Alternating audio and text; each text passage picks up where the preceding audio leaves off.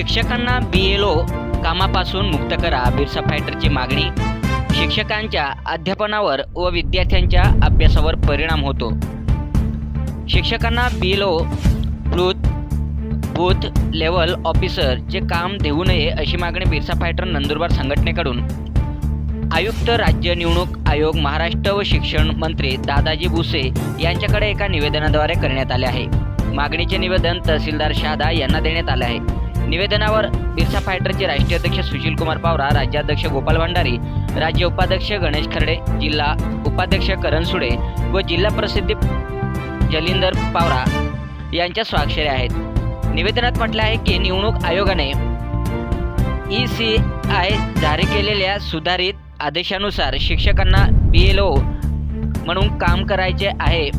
शिक्षकांना शाळा संपल्यानंतर किंवा सुट्टीच्या दिवशीच BLOचे काम करायचे आहे। शाळांच्या वेळेत काम करणे बंधनकारक नाही। वर्गातील शिकवण्यावर परिणाम होऊ नये म्हणून हे काम शाळा सुटल्यावर किंवा सुट्ट्यांच्या दिवशी करावे।